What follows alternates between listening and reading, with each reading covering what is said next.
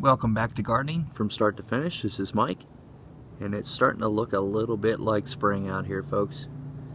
This is a wild Veronica that typically pops up about this time of year. It's early April still.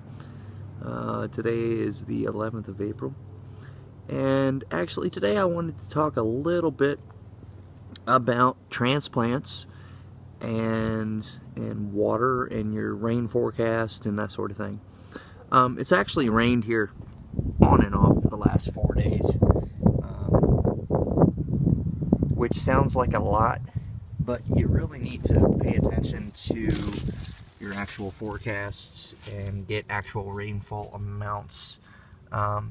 These transplants here, after raining for 4 days, I thought, oh, they'll be fine, no big deal. They've got plenty of water since I put them in about 5 days ago. I put them in on Monday. Today's Saturday. It rained Tuesday, Wednesday, Thursday, Friday, every day. But after looking at, one of my favorite web pages to look at is actually Weather Underground, because it not only will give you the almanac version of your highs and lows and your average rainfall, but it will also give your actual amounts of rainfall as well. So I had planted, this is some Bright Lights Swiss chard, and I had also put in some Red Acres cabbage here in this bed. And this bed is right along the house, and it runs the entire length along this concrete wall, which in turn makes its own microclimate, because the soil along the concrete wall is going to heat up faster. The water is going to evaporate faster along this wall. So one thing that I've done to help with this bed, and I'll show you guys, is a very simple irrigation system that anybody can put in. And here we have it. Very simple.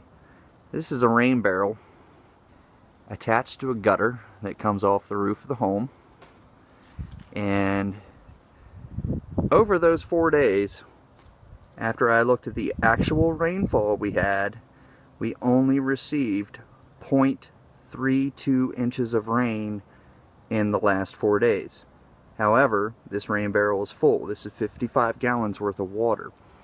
And coming off the roof, while 0.32 inches of rain doesn't seem like a lot, coming off of the roof of the house, that's a good bit of water. I mean, it's enough to fill this 55-gallon drum.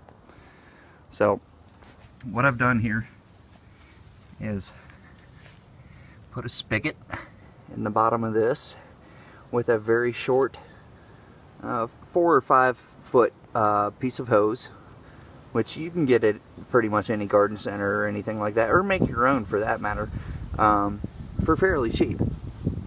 You can take an old section of hose or something like that, and it attaches into, try not to get my shadow in here, it attaches into a piece of poly pipe. And this, again, is something you can find pretty much anywhere. This is a 1/2-inch diameter poly pipe with plugged, I believe this is a 1/4 inch, these little tiny pieces right here, this is a 1/4 inch that goes into the 1/2-inch plug, and each one has a small emitter on the end of it.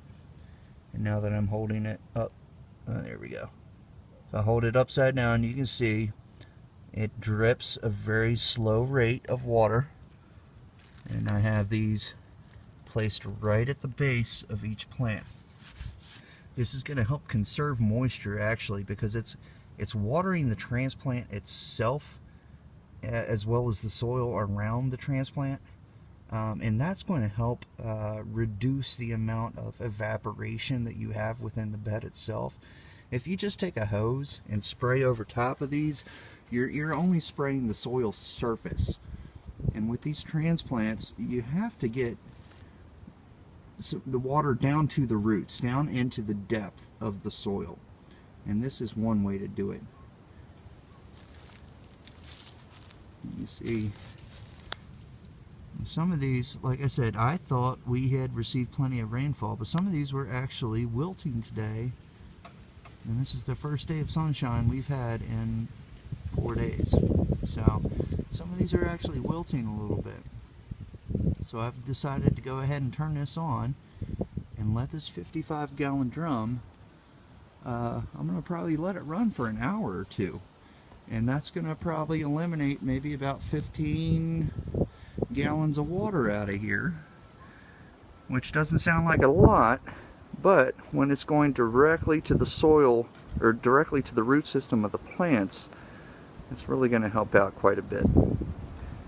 So anyway, that's it for today, and we'll see you guys again soon. Thank you.